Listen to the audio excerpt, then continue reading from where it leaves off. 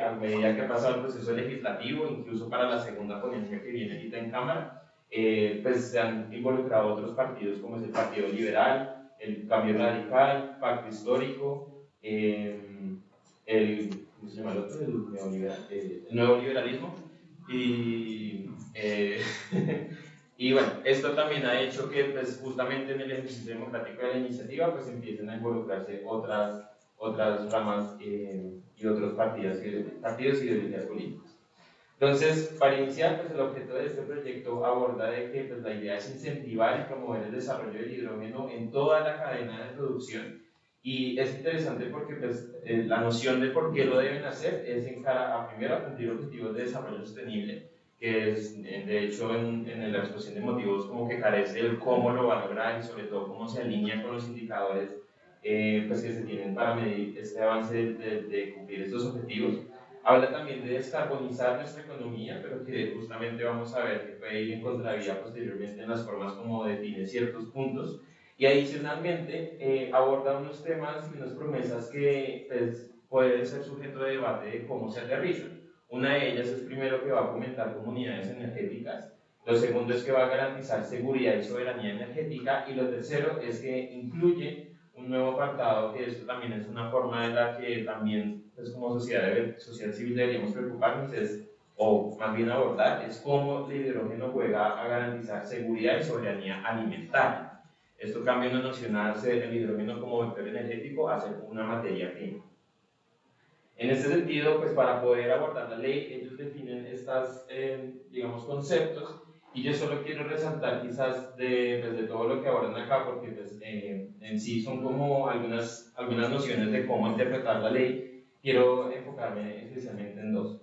El primero es el hidrógeno de bajas emisiones, que cuando ustedes miran la primera ponencia era muy interesante porque entonces la ley 2099 del 2021 lo que hacía es que crea el hidrógeno verde, azul y gris. Y cuando radican este proyecto proponen otra forma de analizarlo. Una es bajas emisiones y cero emisiones. Esta noción de emisiones es interesante pues porque no nos pone a pensarnos en cuántos colores puede haber dependiendo pues, de la fuente primaria que se produce el hidrógeno, pero ahora con esta diferenciación como que los pone aparte, al menos en la primera ponencia. Ahora en esta segunda ponencia eliminan el concepto de emisiones cero, y eso es muy interesante porque entonces en el ejercicio quizás legislativo y dentro de lo que se han cuestionado, y muy seguramente quienes los está asesorando este proyecto de ley ha reconocido que muy seguramente el hidrógeno no va a ser cero emisiones. Y eso también plantea digamos, unos retos, sobre todo para la forma como el mismo proyecto podría abordar la descarbonización misma de esto. Por otra parte, como ahora no son por colores, ya no son por emisiones, sino que simplemente es una bolsa de bajas emisiones, entonces meten aquí diferentes métodos que de alguna forma pues cuestionan la forma como en realidad se va a descarbonizar. Eso por dos vías. Una, porque varios métodos dependen de combustibles fósiles, como es el caso de la oxidación parcial y el reformado de metano, y otros que dependen de tecnologías avanzadas y costosas, como es el caso de la pirólisis y la electrólisis. Y esto quizás es un tema puntual porque entonces al meter todo en una bolsa uno se pregunta, si usted quiere promover una economía del hidrógeno, en teoría usted cómo va a diferenciar las diferentes tecnologías para obtener ese hidrógeno. Entonces hay un reto importante a considerar. Por otra parte, aborda de que dentro de las definiciones, como no es posible tener un hidrógeno, obliga o manda al Ministerio de Ambiente a crear un umbral de emisiones máximas de gases de efecto invernadero, que en teoría esto suena prometedor en el sentido que crea como un estándar donde la idea es que usted tiene un proyecto que genera varias emisiones, pero ojalá las pueda reducir a futuro. Pero no obstante, como lo veremos más adelante, pues queda corto en la forma como crea o el estándar que proponen, pues en realidad se vuelve ambicioso. Aquí para un poco decantar lo que les contaba como de las tecnologías, que hay un gran grupo que depende de combustibles fósiles, y aquellos que incluso no dependen de combustibles fósiles, aún así también pueden generar emisiones en su proceso, como es el caso, por ejemplo, de los combustibles sintéticos, que en este caso pues, es una mezcla entre hidrógeno y también dióxido de carbono, que pues finalmente también en su combustión genera una emisión. Ahora hablamos pilares que, bueno, no me voy a meter en esa discusión porque finalmente es una conceptualización que también creo que de cara al ejercicio democrático de la transición debería discutirse públicamente, pero que igual finalmente es como estos congresistas en sus cargos pues definen qué es transición, qué es seguridad, qué es descarbonización. Pero ahora hay un término que preocupa sobre todo en este proyecto, que es la gestión del recurso hídrico para el desarrollo del hidrógeno. Entonces, a pesar de que indica que el hidrógeno pues, se debe desarrollar de manera responsable con las reservas de agua que tenemos, aún así propone cosas que quizás no reconocen en realidad que los procesos o las mismas formas como se produce el hidrógeno es muy difícil garantizar, como es la circularidad del agua dentro de los procesos. Incluso si ustedes piensan el hidrógeno en diferentes aplicaciones, es mucho más fácil de pronto quizás tenerlo en una empresa donde tú lo aplicas directamente y quizás puedas recoger esa agua, pero va a ser muy diferente si tú quieres ese hidrógeno para el transporte. Tú no vas a tener una canasta atrás del carro esperando recoger agua y esperando que eso va a suplir todas las necesidades básicas hídricas del agua. De otra parte, también es interesante que el proyecto lo que invita es a que se tiene que reformar o se tiene que incentivar la infraestructura de saneamiento, porque se dan cuenta también que la calidad del agua que tenemos en Colombia puede ser una barrera para producir hidrógeno. Y esto también es interesante en tanto, pues, en teoría, pues la promesa es esa, ¿no? Si usted quiere hidrógeno, muy seguramente usted también puede tener una mejor calidad del agua. Pero seguramente también esa agua tampoco va a ser para las personas, porque van a ser aplicadas los procesos. De otro lado, habla de un proceso de reglamentación casi express, porque en muchos casos hablan de temporalidades de 6, 12, 8 meses para que el gobierno, especialmente el Ministerio de Ambiente y de Minas, desarrolle diferentes normatividades, pero quizás aquí reconocer un poco que pues, aborda un término que pues, en toda la cadena de hidrógeno habla sobre que son actividades libres. No podría yo interpretar qué significa que son actividades, la comercialización, distribución o el almacenamiento son libres. Y lo que yo entiendo en esta parte de la libertad un poco de las actividades es que muy seguramente cuando las empresas quieran solicitar permisos para producir hidrógeno, lo puedan hacer de manera fraccionada, porque finalmente pues, pueden ser no concadenadas o demás.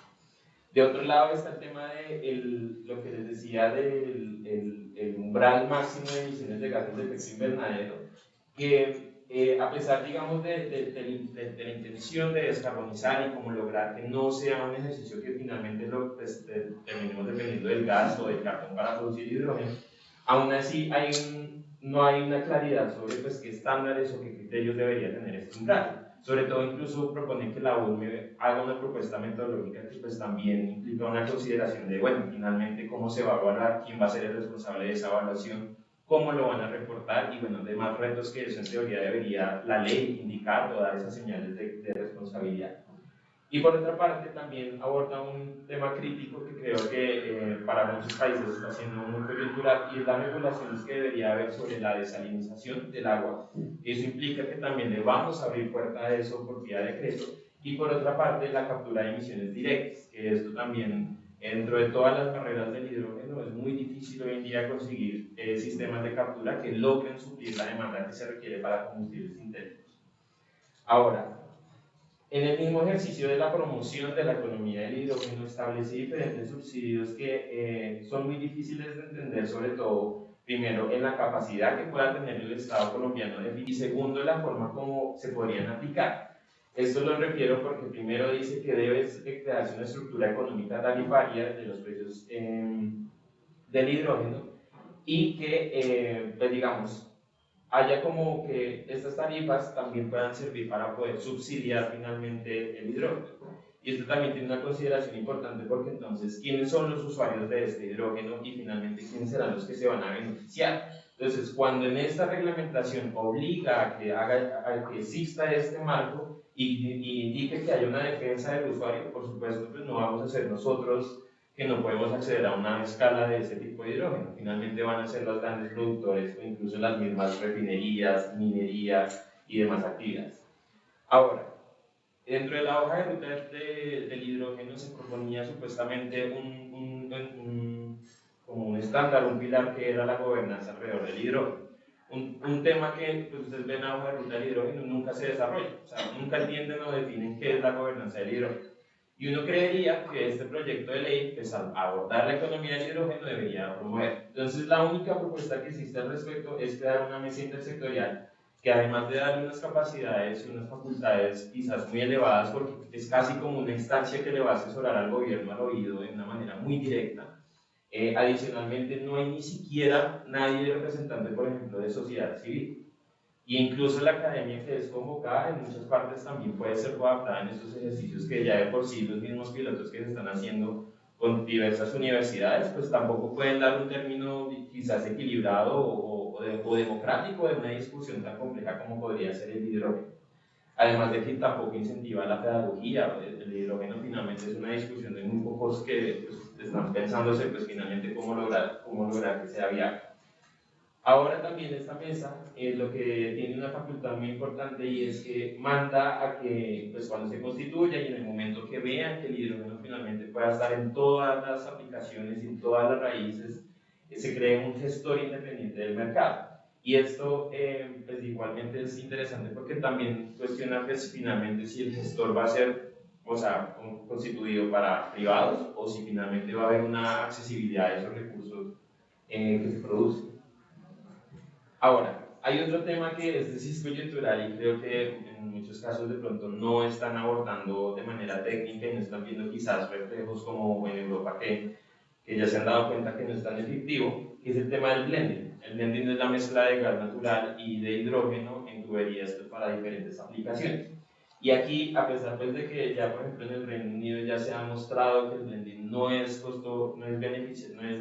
costo efectivo y que además tiene unos riesgos pues, latentes en el sentido de lo que implica para la misma infraestructura de gas, porque el hidrógeno de por sí puede oxidar más las tuberías y requiere todo un nuevo proceso de instalación.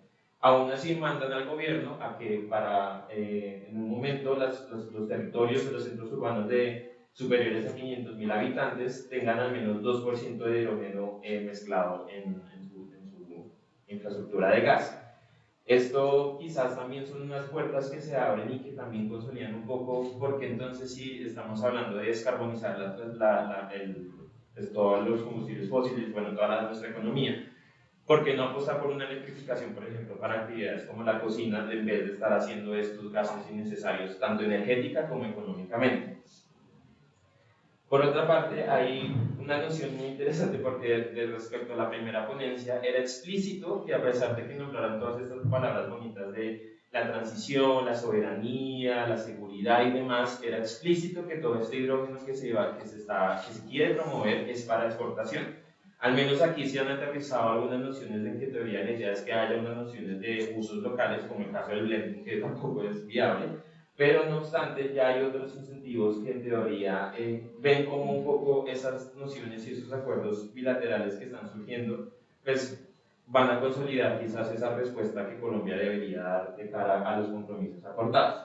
En una parte es unos incentivos tributarios para el encadenamiento productivo, para la exportación específicamente, asimismo como generar quizás unos incentivos para que la misma industria nacional pueda suplir su demanda manufacturera y poder generar, digamos, esta cantidad.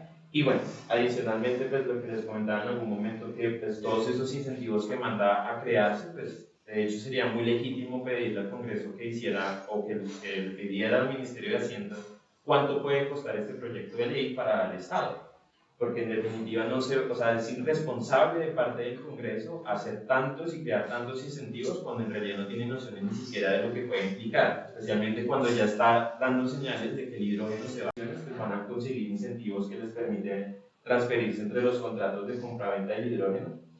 Y también incluye unos incentivos que, bueno, eso de pronto sí puede ser reconocible y es que pues, se promueva la manufactura de equipos para la producción de hidrógeno aquí a nivel nacional. Que pues eso es, digamos, noble en el sentido de que sí es necesario que pues para toda la transición, especialmente del mercado laboral que sale del carbón para otras actividades, que pues, estos son mercados supremamente especializados, pues ojalá hubiera recursos para ello, pero aún así es ambiguo porque tampoco, por ejemplo, el PNOE o el Fondo de Energía pues empezaría como a dar esos recursos, pero sin saber a quién o a qué, bajo qué estrategia. Por otra parte, hay un tema que yo creo que es crucial y con esto termino, porque no sé si alguien tiene tiempo. ¿Sí? No hay tiempo.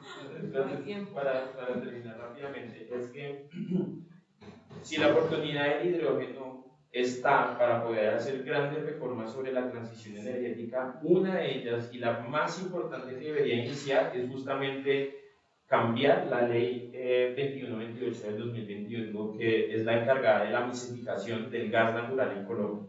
Esta ley es crítica en el sentido de que crea incentivos para y establece metas que van en contravía de la descarbonización como de la electrificación nacional. Y no obstante, a pesar de la oportunidad que tiene esta iniciativa de hacer esos cambios, lo que hace es apoyarla. Entonces, en este caso, lo que aborda sobre un programa de una supuesta movilidad y carbono neutral, que eso también es ridículo en muchas nociones pues, de lo que implica el reto del hidrógeno en diferentes aplicaciones, lo que hace es decir, pues si ya hay incentivos para los vehículos a gas, ¿por qué no esos incentivos también aplicárselos a los de hidrógeno?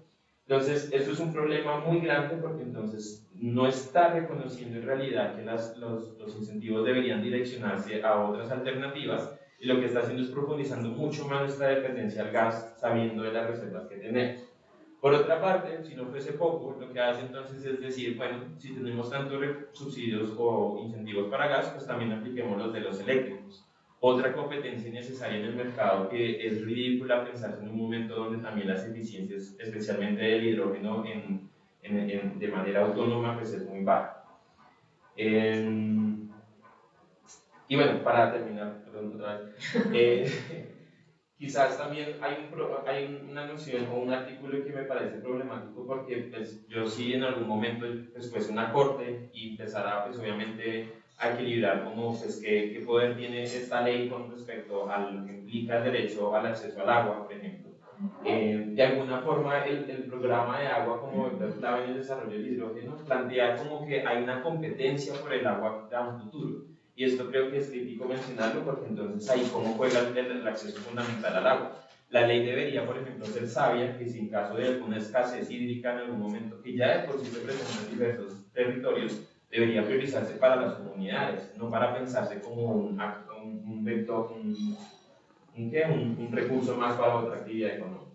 Y por último, pues pensarse que declara a toda la cadena del hidrógeno, que ya de por sí es muy amplia y muy relativa y además es muy compleja con la figura de utilidad pública o declaración de interés nacional y estratégico.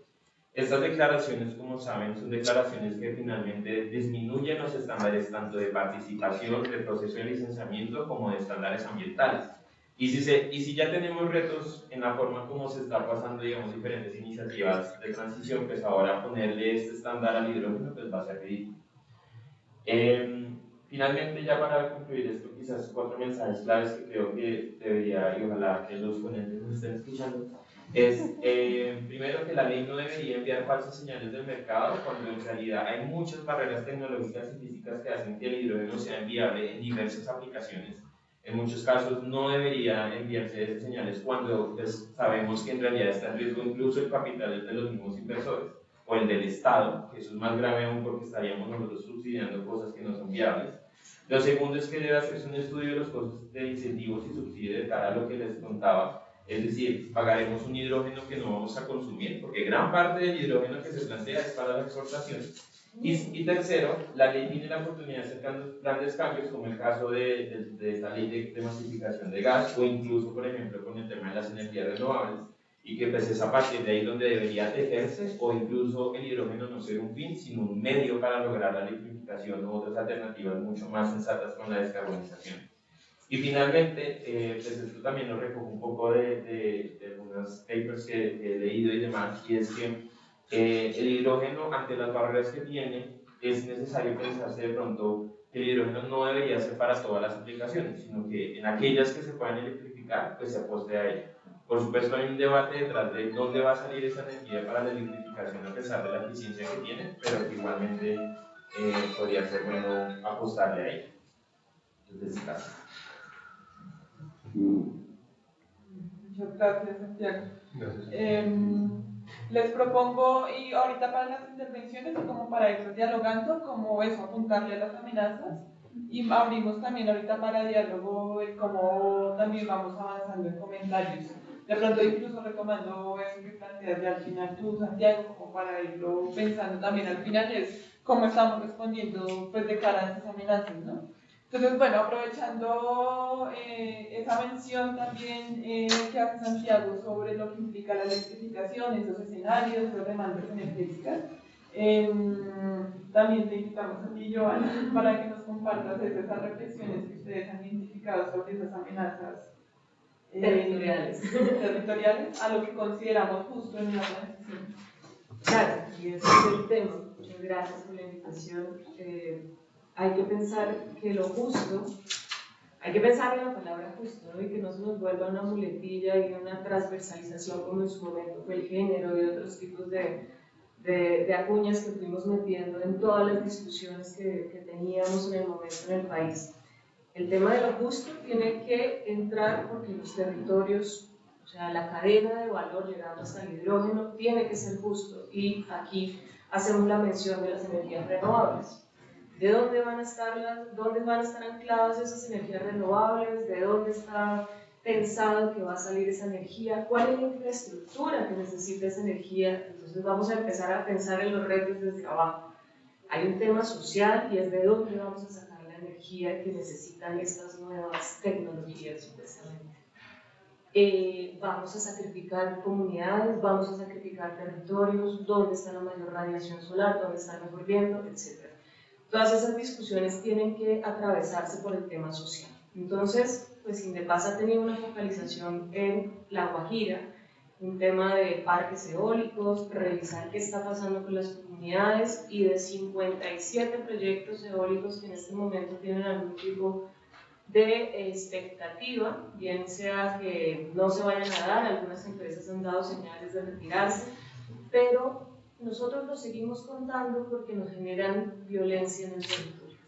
Independientemente de que realmente se vayan, las antenas siguen ahí, ellos siguen transitando, ellos siguen yendo y están poniendo nerviosa a las comunidades que habitan esos territorios.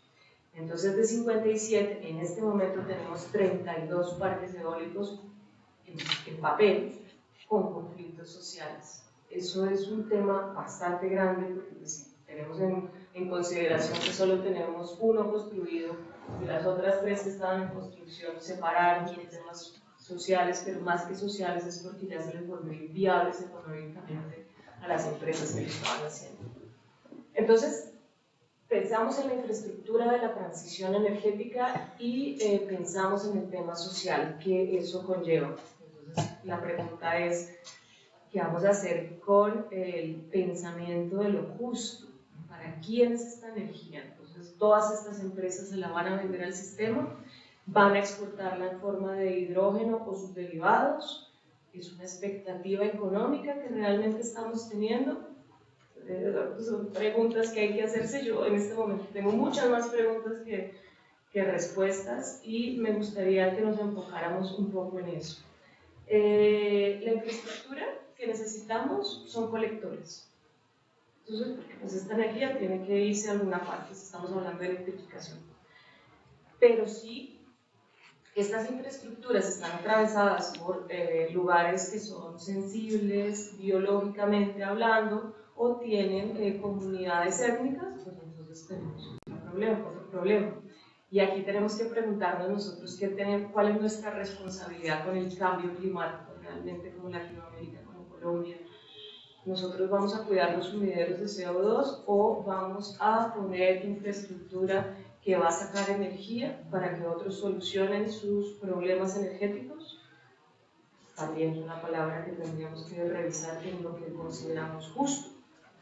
Nosotros estamos pensando que la Guajira puede ser una zona de sacrificio, pero ahora que llegamos de Chile, yo estaba pensando que realmente la zona de sacrificio es Latinoamérica.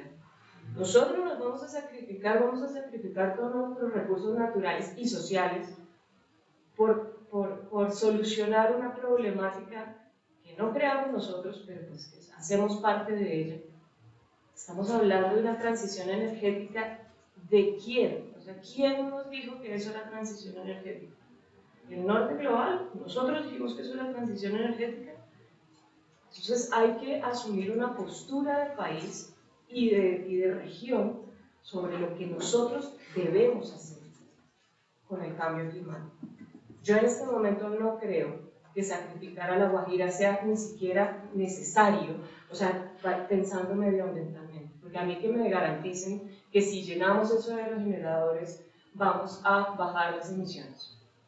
Pues no, porque hay una cadena de valor y entonces hablamos de minerales de la transición, hablamos de la infraestructura, de dónde van a salir las aspas, de dónde va a salir el cobre, de dónde va a salir el oro. Las cuentas no cuadran, no nos cuadran las cuentas, entonces tenemos que repensar esta palabra de justicia y llenarla de contenido, porque pues leemos la hoja de ruta y sí está ahí, pero entonces falta la participación ciudadana y la participación ciudadana efectiva. Y si nos vamos al tema de La Guajira, lo que pasa es que participación ciudadana no es volver a reunir a la gente en un salón y decirle, además que en un salón, a los guayú, en un salón, y decirles, vean, es que vamos a hacer un sondeo y a ustedes les parece que esto es A, B, C, C, C. No, ni siquiera van a los territorios a buscar quién es factiblemente o quién es realmente la persona con quien tienen que conversar, porque además en Colombia no sabemos cómo funciona la territorialidad guayú. Entonces, ¿cómo vamos a hablar de justicia en un territorio? Ya sabemos cómo se debe hacer participación. Entonces, pues yo les digo, no tengo respuestas, yo solo quería como dejar aquí en el debate sobre cómo vamos a llenar esa palabra de justicia, más allá de un mundo donde la nombran y la nombran y la nombran, pero no pareciera tener ningún asidero con los territorios. No tiene realmente un cambio lógico. Este gobierno dice ser del cambio y para hacer el cambio yo pienso que hay que abandonar como la intención de hacer pirámides. No vamos a poder construir una pirámide en 4 años, en 3 que tenemos. Lo que podemos hacer es generar unas políticas claras de cómo los territorios pueden realmente conversar con las ideas de desarrollo que tendría el país o regionalmente. Solamente tenemos tiempo de hacer eso, pero si nos quedamos pensando en que vamos a hacer la gran infraestructura y la pirámide de Giza, entonces vamos a perder esta oportunidad de oro de construir realmente algo que cambie, que sea el cambio, que nos permita participar efectivamente. Porque pues ahora estamos hablando de la Guajira, pero realmente debemos pensarnos que el zapato está más arriba y que estamos hablando de una Latinoamérica que está hablando o que le está solucionando los problemas a un mundo distinto que nos está consumiendo energéticamente. Entonces esa es la pregunta y yo dejaría por ahí y abriríamos como el debate también. Bueno, muchas gracias, Giovanna. Además, porque eso nos comparte todo lo que ustedes de Indepaz pues han logrado también documentar. Es una pregunta que creo que es de largo aliento y también nos introduce como a la intención, ¿no? Y es como cómo llenamos de sentido esa perspectiva de justicia. Pareciera que hubiese consenso si lo decimos en distintos espacios, como pareciera un consenso en el que todos hablamos de transición energética justa, pero pues en realidad ese sentido de justicia pues es un camino también que nos implica muchos retos en términos de llenarlo de sentido, pero poner ese sentido también allí en el centro, de que no termine siendo una palabra cortada y repetida por distintos sectores. Entonces, muchas gracias, Giovanna. Creo que inicialmente incluso no te presenté, entonces también por eso. Muchas gracias por compartirnos todas las perspectivas allí, desde Indepaz y tuyas y demás. Bueno, a continuación, entonces, Mariana. Dale, Mariana también nos va a compartir algunas reflexiones también que desde Polen vienen construyendo también en términos de lo que vienen siendo las medidas frente a la transición energética y cómo se han venido argumentando, justificando, construyendo la rigurosidad en el marco de esas construcciones. Entonces, bueno, tienes la palabra, Mariana. Listo, muchas gracias. Lo que yo quería contarles es un poco más concreto porque realmente es una reflexión de cómo habilitamos jurídicamente las normas que va a ser necesario expedir, sobre todo desde la administración, desde la rama ejecutiva del poder público, para permitir esta transición energética justa, donde obviamente la idea también es que participemos mucho en la construcción, ¿cierto? En todas las etapas que se abren para comentarios a estas normas, la idea es que desde la sociedad civil estemos muy activos tratando además de recoger distintas visiones. Eso lo hacemos un poco a través de Polen, y pues estos espacios también sirven como para convocar de parte de esos espacios. Pero entonces en ese contexto, digamos, reconociendo que con este ejercicio que está haciendo el gobierno de construir la hoja de ruta con sus múltiples documentos, que de hecho ya es suficientemente complejo comprender y leer, porque son supremamente voluminosos, pues va a surgir la necesidad de expedir un montón de normas que podrán ser decretos, resoluciones, en general la categoría de actos administrativos, para los abogados, que son las normas que se expiden desde la administración, porque las leyes, por supuesto, son del legislativo, son del Congreso de la República, y en todo este contexto y reconociendo esa necesidad de las normas, lo que identificamos nosotros es un riesgo o una amenaza, digamos, en este tema que nos convoca hoy, una amenaza a estas normas que hacen parte de la transición energética justa por la posible anulación, porque obviamente como se están cambiando muchas cosas que siempre han funcionado así, pues hay muchos intereses en contra de que salgan estas normas adelante. Entonces, esa es la amenaza de la que quiero compartirles un poquito la visión, en particular, si quieres pasemos aquí, porque recientemente, y esto de pronto lo han oído mencionar varios de ustedes y también quienes nos acompañan en la transmisión, fue anulada la norma que había creado las subastas para asignar contratos de suministro de energía de largo plazo provenientes de proyectos exclusivamente renovables. Entonces fue anulada esa norma, y en este contexto pues vale la pena preguntarnos si esa norma había sido creada para promover las renovables.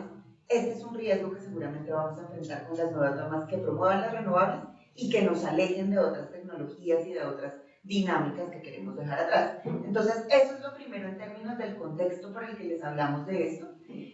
Lo segundo es lo que estaba mencionando, van a tener que expedirse un montón de normas similares a ese decreto que vamos a tener que poder soportar. Y por último, pues el tema que nos convoca, como les contaba, que es la identificación de amenazas que queremos pues tener mapeadas para tener soluciones que proponer desde este contexto. Entonces, algunas nociones clave. Hay varios fenómenos legales que pueden dar lugar a que una norma desaparezca del ordenamiento jurídico. Aquí puntualmente por este ejemplo del decreto de las subastas y de los contratos que se asignaban en esas subastas, hablamos de un fenómeno que se llama la nulidad. Entonces, cuando decimos que este decreto fue sujeto a una anulación por parte del Consejo de Estado, pues estamos hablando de ese fenómeno de nulidad, que en pocas palabras lo que implica es la pérdida de efectos legales de esa norma. Desde que se promulgó, pero eso no afecta situaciones que ya se consolidaron, y eso lo vamos a ver, lo vamos a mencionar más adelante. En este caso estamos hablando de ese fenómeno jurídico cuando recae sobre actos administrativos, que como les comentaba pueden ser decretos, resoluciones, circulares y varios otros, digamos, tipos de normas que expide la administración entendida como, en este caso, el Ministerio de Minas y Energía, bueno, digamos, otros organismos que hacen parte de la rama ejecutiva del poder público. Esto funciona a partir de una declaratoria judicial, es decir, que para que pueda haber una anulación, una declaratoria de nulidad, se requiere que se haya surtido un proceso legal. Vamos a ver que de hecho estos procesos son bastante largos. En el caso del decreto de las subastas se tardó 5 años, porque fue una acción que se interpuso cuando el decreto salió en 2018 y se falló apenas ahorita en 2023, pero entonces sí se necesita que alguien demande ante la jurisdicción contenciosa administrativa, que es la que resuelve esos temas relacionados con actos administrativos, y pues cuyo órgano de cierre es el Consejo de Estado. Entonces, el resultado de la anulación pues viene, digamos, de todo este proceso previo. Y la implicación, como les contaba, es que cesan los efectos legales de esa norma, digamos que en teoría como si nunca hubiera existido, pero en este caso de las subastas pues se respetaron los contratos que ya se habían adjudicado, porque además eran contratos entre particulares.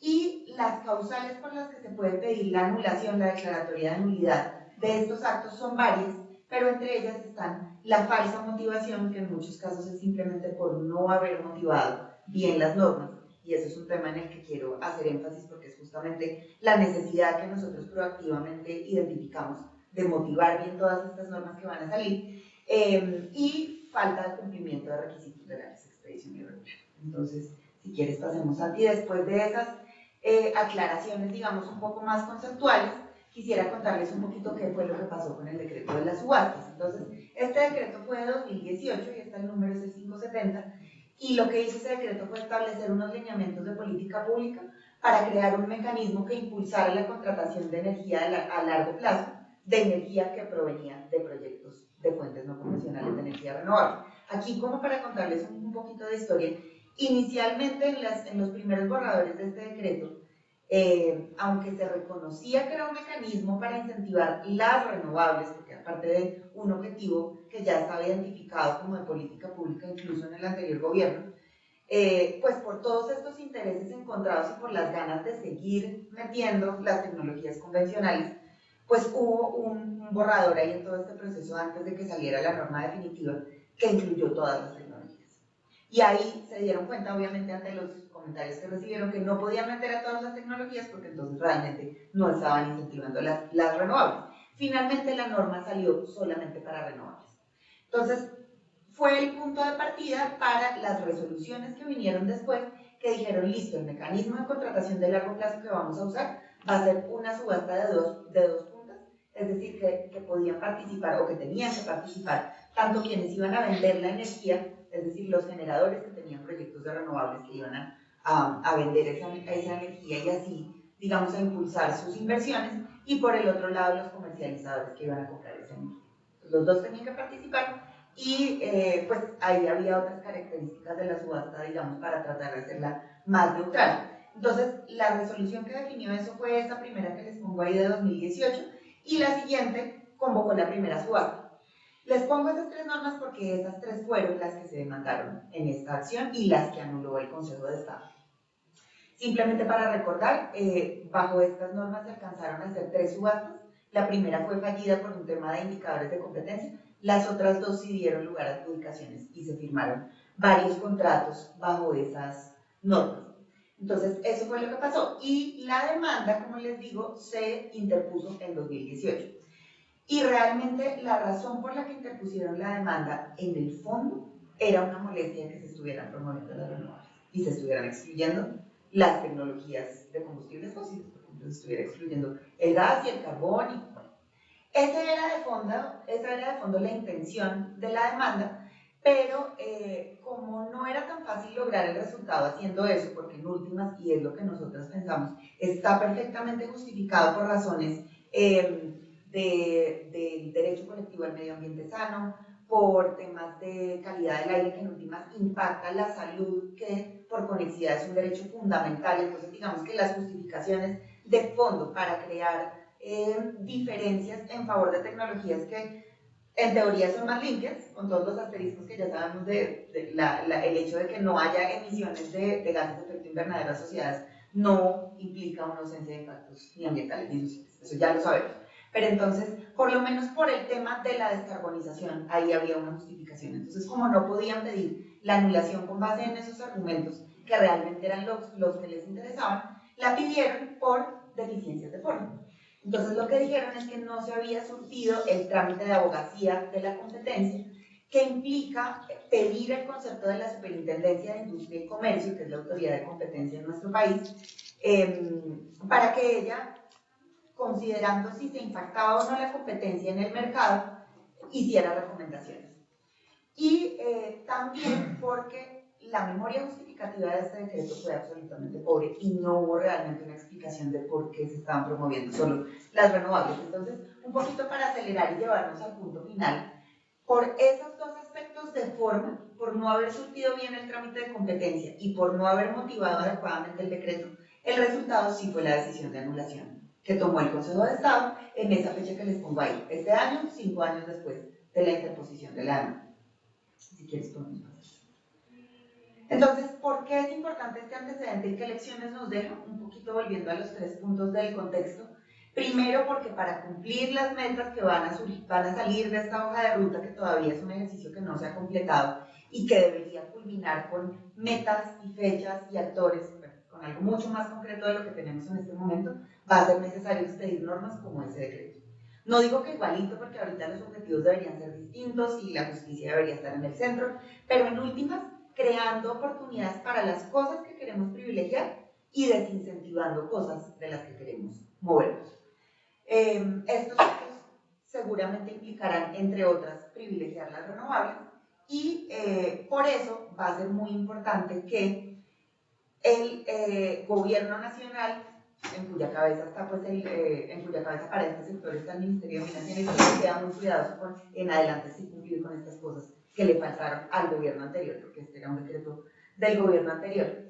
Entonces creemos que como sociedad civil, para las normas con las que coincidamos y que nos parezca que sí persiguen la transición energética justa, incluyendo todas estas cosas que son importantes para nosotros, seamos agentes activos de provisión de argumentos para respaldar estas normas y un poquito como para tratar de preservarlas en el ordenamiento jurídico y que existan todas las razones de fondo que nosotros creemos que verdaderamente existen. Entonces, esa es la relevancia de hablar un poquito acá de lo que pasó con ese decreto para que no pasen con normas que pueden ser más importantes y estar más alineadas con la transición energética justa. Listo. Eso. Muchas gracias. Yo a ver si puedo hacer un comentario. Claro. Cuando salió el tema de las subastas, yo me acuerdo que la primera discusión que tuvimos nosotros en Indepaz, al interior de Indepaz, es que gran parte de estos proyectos están en zonas colectivas y no tenían consulta previa. ¿Ves? Entonces hay un tema de fondo de cómo se hicieron las subastas, cómo se planteaban las subastas, donde igual se les olvidaba el territorio. Entonces esto es un tema para conversar también, porque aunque se cayó por otra cosa, ya estaba demandado por los indígenas por un tema de consulta previa. Excelente punto. Yo también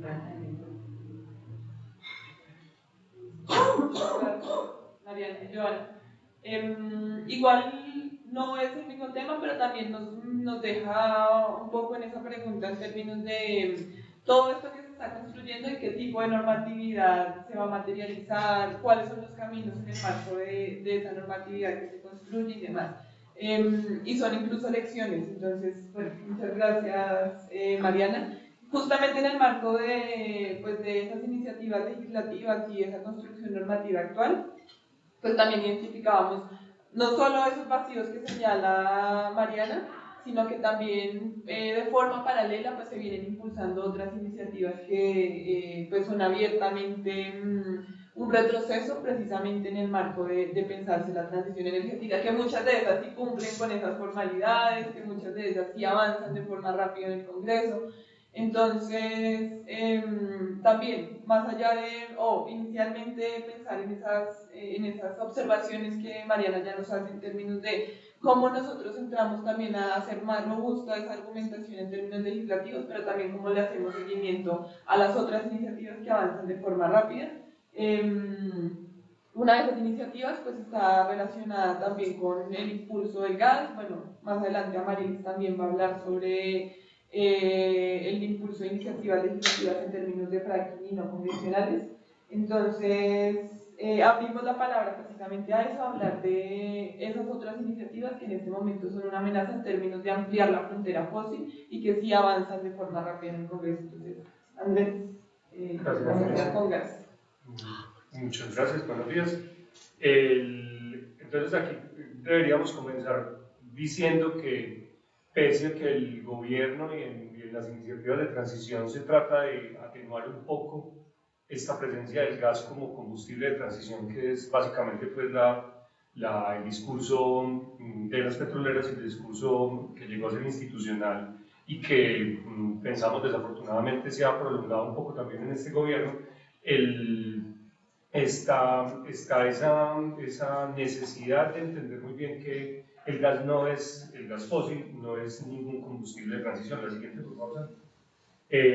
Aquí pues como elementos rápidos, la saturación de metano en la atmósfera, vemos cómo ha aumentado y pues que básicamente, teniendo la siguiente por favor, entendiendo que el gas es un combustible mucho más potente que el dióxido de carbono como gas de efecto invernadero, pues ahí nos da un espacio para ir cogiendo elementos sobre cómo el gas no es ningún combustible de transición.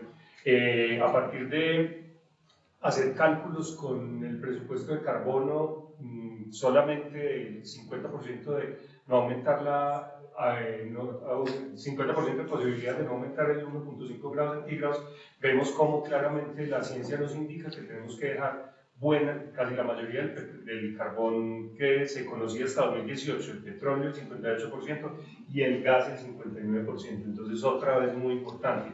Aquí entendemos que el gas, aunque levemente genere menos emisiones de dióxido de carbono cuando es quemado, el gran y el mayor problema del gas está alrededor de las emisiones fugitivas que son una generalidad en su explotación.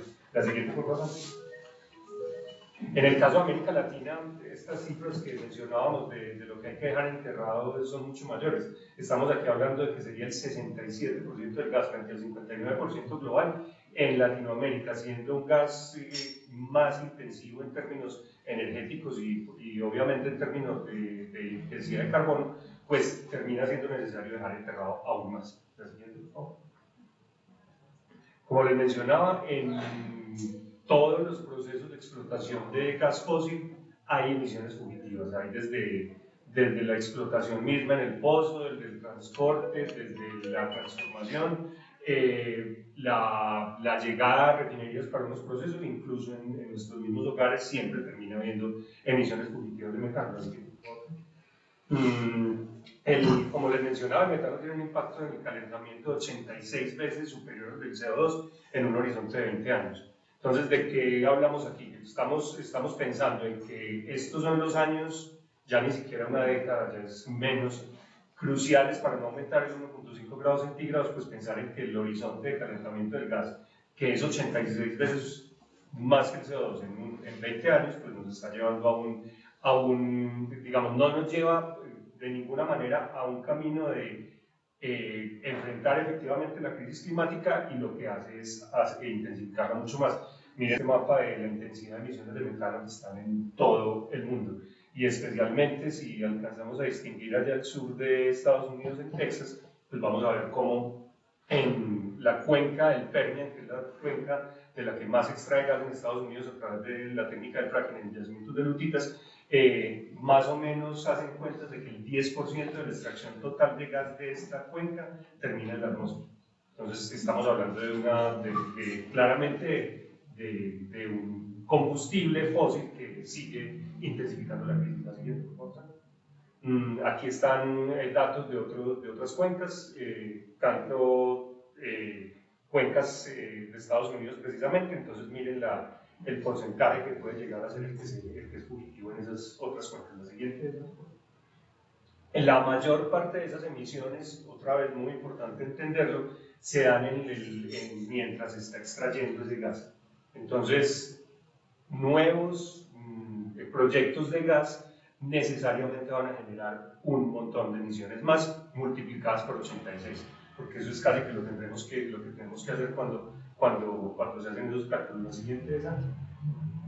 Y también es fundamental entender cómo ese gas no termina, contrario a lo que nos insisten desde el gobierno, incluso desde el gobierno actual, eso también habría que decirlo, en que el gas, básicamente, si no tenemos gas, pues nos vamos a afectar en términos de la cocina, básicamente, que tiene una amplia, digamos, difusión de este energético.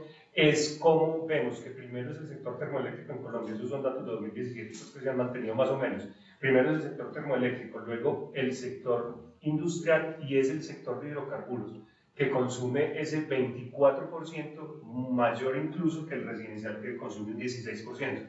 Entonces, finalmente, ¿para quién estamos extrayendo ese gas? Estamos hablando del sector petrolero, consumidor masivo de ese gas, y como en el sector termoeléctrico, que de varias maneras pues ya tenemos trabajos, tiene Polen trabajos muy vívidos sobre lo que sería digamos, esa descarbonización de la matriz eléctrica. En términos de gas también, se pueden empezar a pensar en atenuar esas dependencias del gas y no en intensificar su extracción, como también nos lo está proponiendo desafortunadamente el gobierno actual.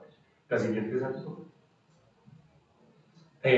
Aquí estos dos gráficos son importantes y insistimos en ellos porque nos están hablando de cuánto se está extrayendo en Colombia en términos de pies cúbicos de gas. Esto es una gráfica hasta agosto de 2023.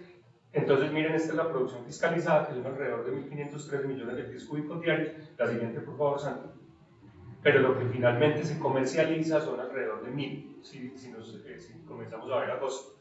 ¿Qué significa esto? Que casi 500 millones de pies cúbicos de gas terminan siendo enterrados en los mismos yacimientos para mantener la presión sobre todo el piedemonte, de yacimientos de petróleo del piedemonte, pero también terminan siendo consumidos por la misma industria de hidrocarburos para la electricidad que necesitan para sacar el petróleo, que son muchas más emisiones. Entonces ahí estamos en un nudo en el que claramente no es el sector residencial, como es la gran carga que desde la narrativa tratan de hacer, insisto, incluso desde el gobierno actual, es el sector de hidrocarburos un jugador fundamental en este aspecto. La siguiente, por favor.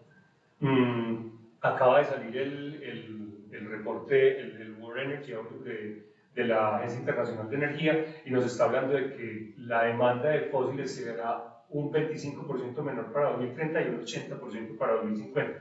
Y como resultado, de nuevo hablamos de que no se necesitan nuevos proyectos de petróleo y gas a largo plazo. Estamos insistiendo entonces, el gas se tiene que dejar enterrado, pero contrariamente, y ahora lo miramos en un poco más de detalle, el gobierno sigue mandando mensajes en que hay la necesidad de explotar Gorgon, Uchuva.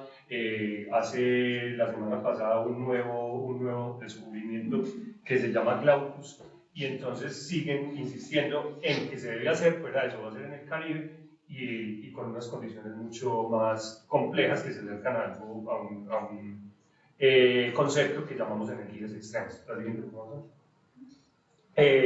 Múltiples, digamos, estudios nos siguen diciendo esto, las falsas expectativas de las reservas de gas, cómo se pueden volver en activos varados, no se puede depender de los ingresos de la extracción de gas, se necesita diversificar la estrategia fiscal. Ese es un mensaje que nos siguen dando desde diferentes escenarios de estudio. La siguiente, por favor, Santi.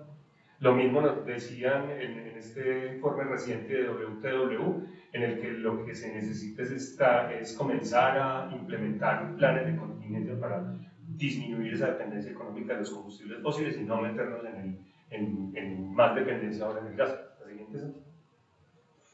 Aquí vemos cómo esta es solamente la gráfica del gas, la trayectoria actual con la que, digamos, si siguiéramos con la misma explotación, estamos hablando de una trayectoria 2040 de 2.7 grados por encima de la temperatura media global. Para el 1.5, esa línea de gap que se ve, esa línea roja entre el negro y el azul clarito, es precisamente los que están cada vez más arriesgando, los proyectos que se arriesgarían más a quedar parados, a hacer inversiones que muchas de ellas son públicas, la mayoría de ellas son públicas, y que por digamos, fortalecimiento de esas políticas globales podrían quedar parados. La siguiente, por favor. Otra realidad, digamos, irrebatible en Colombia es la declinación del éxito de las tasas de descubrimiento. Vemos como en 1972 es el mayor descubrimiento, que fue Chuchupa Ballenas, y cómo desde ahí empezamos a bajar hasta 2020. Miren que ya casi que el descubrimiento que es en 2020 no llega ni siquiera a registrarse bien en la gráfica cuando lo comparamos con el de Chuchupa. Entonces cada vez gastamos más dinero, digamos, ponemos en riesgo más comunidades, más territorios, ahora el Mar Caribe y las condiciones que implica para encontrar muy poco. La siguiente, por favor. Y esto es una más chiquita entre 2007 y 2020, que como ven, sigue demostrando una tendencia a la baja y que al final del día, en los últimos años, ha sido muy pocas incorporaciones de nuevas reservas. La siguiente. Esta es una gráfica también bastante preocupante, y es como las finanzas públicas internacionales que hablan en países de ingresos medios y bajos, la mayor parte de las subvenciones y de la inversión estatal se está haciendo en el gas. Entonces, digamos, miren la barra también cómo se diferencia entre países de ingreso medio, de ingreso bajo y de medio alto. Entonces, vemos cómo se sigue insistiendo en esas inversiones en gas cuando tenemos caminos diversos que tenemos que atender los siguientes años.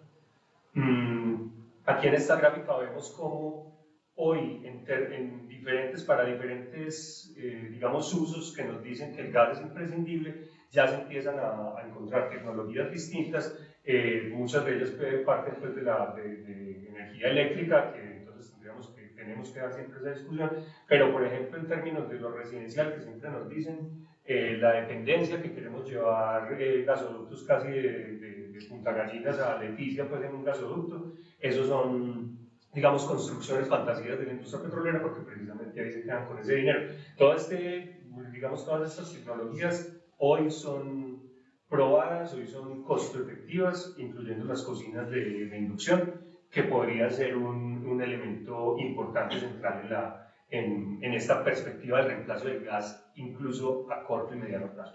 ¿La siguiente? ¿Ya le acabo? Yo no hay siguiente. Entonces, había una que no estaba ahí entonces y es como muy importante. Ahora, bueno, no vamos a hablar más de los de yacimientos no convencionales, pero cómo sale en primer debate de la Comisión Quinta de Cámara el proyecto de ley del gas natural como energía verde. Es peligrosísimo, eso se junta también a lo que pasó en el Plan Nacional de Desarrollo de un artículo que precisamente lo que quiere es masificar el gas en estratos 1, 2 y 3. Entonces todas estas estrategias se juntan. Aquí el gas natural como energía verde pues nos está metiendo en una lógica completamente distinta, está siguiendo lo que pasó en Europa sobre precisamente esta discusión, y muy importante, ya pasó un primer debate en Cámara en Comisión Quinta con una votación de 13-6, bastante peligrosa, que se nos parece bastante a cosas que nos están pasando. Entonces allí hay ya un primer paso que tenemos que estar bastante pendientes. Yo creo que sobre eso incluso en el Consejo tendríamos que pensar en cómo construimos, cómo hacemos incidencia alrededor de esto, cómo informamos más sobre este tema, porque bueno, será que decimos, bueno, ha habido hasta errores de propios, podría ser errores de propios integrantes del pacto histórico que terminan estando... Exacto, sí. Entonces, Cami, ¿será que no es un error? Y, por ejemplo, Andrés Casimán se votó a favor de esta iniciativa, que uno te lo podría explicar. El único de la banca del pacto histórico. Está también entonces esto de lo que hablábamos hace un rato, de cómo hay impulso desde el mismo gobierno. Entonces ahora el ministro Camacho celebra el último descubrimiento del pozo Glaucus 1, que está a 130 kilómetros de Coveñas, que es un pozo en aguas otra vez ultra profundas. Estamos hablando de que la lámina de agua, o sea, entre el mar y el lecho marino hay 2.340 metros, eso es una enorme cantidad de agua. Eso, ahora les habla del concepto de energías extremas, y es de cómo cada vez se lleva tecnológicamente la tecnología a condiciones de mucho más presión, no solamente para el ambiente, no solamente para las condiciones pues, atmosféricas, sino también para trabajadoras, y cómo hay, digamos, mucha más probabilidad de accidentes, y proyectos como estos terminan siendo también inviables económicamente. Este es un proyecto que tiene el 50% Ecopetrol y el 50% Shell, entonces nos tiene que preocupar porque otra vez son finanzas públicas. Es lo mismo que en el caso de Gorgon está a 2.400 metros, esa lámina de agua son 2.400 metros, todo esto son aguas ultra profundas. Para que tengan una idea, los pozos de la lámina de agua en los pozos de Chuchuco y Ballena estaban entre 30 y 50 metros, estamos hablando de 30 a 50 a 2.300, 2.400, entonces ahí vemos cómo cada vez explotamos primero los yacimientos más fáciles y luego nos estamos metiendo en cosas mucho más complicadas. Entonces dejo por ahí el panorama pues, del gas y con la insistencia que tenemos que trabajar en esa visibilización del gas, aprender que le tenemos que decir es gas fósil, no es gas natural, o sea, es la estrategia de marketing que ha hecho, hasta se nos pega a veces la cuestión del gas natural, y que tenemos que hacerlo bastante visible porque es una grandísima amenaza para la transición. Y nos preocupa mucho que está siendo hoy también digerida de alguna manera por el mismo gobierno. Digerida, impulsada. quería hacer un comentario chiquitico porque me impresiona y porque es importante traer estas cosas a estos debates. Shell entonces tiene el 50% de esto. Shell tiene una demanda que en este momento está en apelación, eso se va a demorar un poquito, pero es de hecho un fallo histórico muy emocionante desde mi perspectiva de una corte en La Haya que le ordenó por primera vez a una corporación como obligación de resultado reducir sus emisiones de gases de efecto invernadero para 2040 con respecto a los niveles de 2018. Obviamente desde el grupo empresarial de Shell han tratado de hacer todo tipo de estrategias truculentas para evitar el fallo, porque básicamente lo que implica el fallo, que es contra la casa matriz de Shell en el mundo, pero que implica acciones en todas sus subsidiarias desperdigadas por todo el mundo, es desinvertir en esto, porque si no, pues no logran hacer esa reducción, porque es reducción en la fuente, no es mitigación ni compensación ni todas estas cosas de mercado que yo creo que hemos conversado bastante que realmente no funcionan, es reducción en la fuente. Entonces, mientras tiene esa sentencia, que está pendiente pues, de fallo de segunda instancia, pero que produce efectos desde que se emitió esa sentencia, y mientras hace todas sus artimañas para esquivarla, pues miren lo que están haciendo en Colombia. Entonces, simplemente para pues, traer a colación súper oportunamente que justamente ese actor pues ya tiene eso en contra. Yo también quería dar un pequeño comentario que justamente uno de los artículos que tiene esta ley de gas como combustible verde está concadenado con el tema del hidrógeno porque lo que manda es a que la Agencia Nacional de Hidrocarburos, que no sé qué tan fuerte sea para hacer esto, tenga unas estrategias para un plan de reducción de emisiones. Y yo solo hago mención de esto porque justamente, como recogieron por acá, eso no es una coincidencia. De hecho, cuando se discutió la ley de transición energética en el Congreso, literalmente 2 semanas después se aprobó la demasificación del gas. Y era curioso porque mucho del articulado que en teoría no iba a pasar en transición energética quedó plasmado en el de masificación de gas. Entonces son iniciativas que van a la par, independientemente que son de diferentes partidos, que esa es la otra cuestión de este proyecto, porque este es del Centro Democrático. Aún así, reconocer un poco la captura que hay detrás de estas estrategias y de nuevo algo que a mí me intriga y que me quita el sueño es esta mano invisible que crea una estrategia tan fina en lograr consolidarse aún con su negocio ahí internamente. Incluso hay ese resultado que mencionaba, también es el 13.6, o sea, bastante preocupante, pues porque digamos, hay espacio para que eso pudiera seguir avanzando.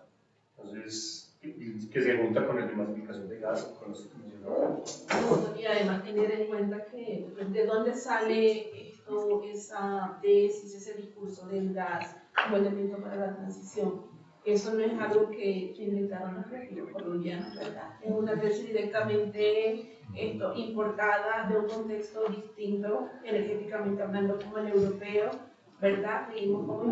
Seguimos importando esas tesis sin el filtro de las particularidades de nuestro territorio, de nuestras comunidades, y sin siquiera sopesar, valga la redundancia, cuál es el peso que tiene el gas en la matriz energética europea y en la nuestra, y más allá de eso, las implicaciones que tiene, los efectos que tiene promocionar el gas en nuestra matriz, porque aquí realmente se implica aumentar el peso que tiene el gas en la matriz energética nacional y con todos los impactos que eso conlleva, pues. Y sobre el tema del Congreso, yo tengo algo que decir en mi intervención.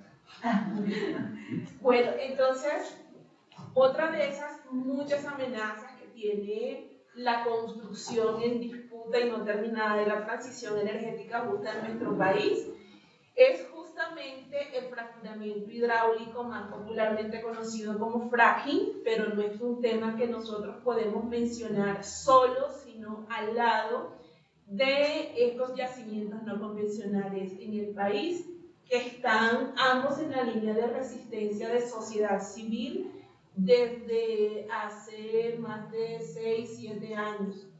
Y lo primero que debo decir para situarnos es que cuando pensamos en la transición energética justa, ¿cuál es el sentido de la misma para justamente mirar qué tiene que ver el fracking como con esta discusión sobre la transición? Siguiente, por favor.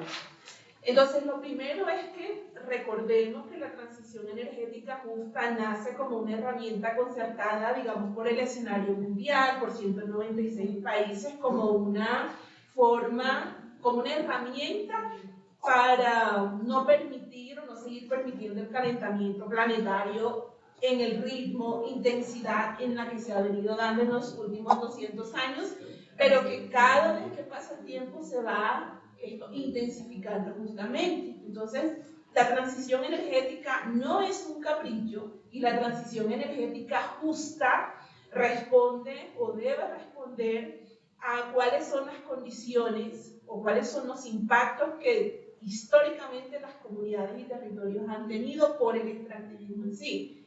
Eso, cuando lo asociamos al tema del fracking, entonces nosotros por supuesto tenemos que mirar si la implementación de los proyectos de fracking y si la incursión en un nuevo extractivismo, que eso es lo que implica la extracción de los yacimientos no convencionales, realmente van en la línea de evitar, contener el calentamiento planetario, ¿verdad? Y si el modelo, construcción o concepto de esa transición justa realmente va a implicar detener, mitigar, aminorar o impedir en un escenario absolutamente positivo esos impactos históricos del extractivismo o no. Eso es lo primero que debemos pensar con respecto a la técnica del fracking. Dos, y en la misma línea, por supuesto, es en nuestro país, ¿dónde están ubicados esos yacimientos no convencionales que se pretenden extraer a través de esta técnica? Y entonces, cuando uno mira el Valle del Magdalena Medio, cuando uno mira Guajira, cuando uno mira Cesar, cuando uno piensa allá en el Putumayo, en donde hay las arenas bituminosas ¿cuál es la ubicación de esa roca generadora en ese yacimiento no convencional? Necesariamente nosotros tenemos que relacionar, y es que justamente se trata de los territorios históricamente impactados por el extractivismo convencional. Entonces, esto, además de que implica incursionar en un nuevo extractivismo, que son los no convencionales, implica en profundizar los impactos del extractivismo en los territorios, que no son pocos, porque no estamos hablando ni que el fracking venga con una propuesta de nuevo modelo extractivo, ¿verdad? Ni siquiera el concepto de transición energética justa dominante hasta el momento nos está hablando de la posibilidad real y material de un modelo extractivo que implique superar o que no arrastre los impactos que el extractivismo trae justamente en esos territorios.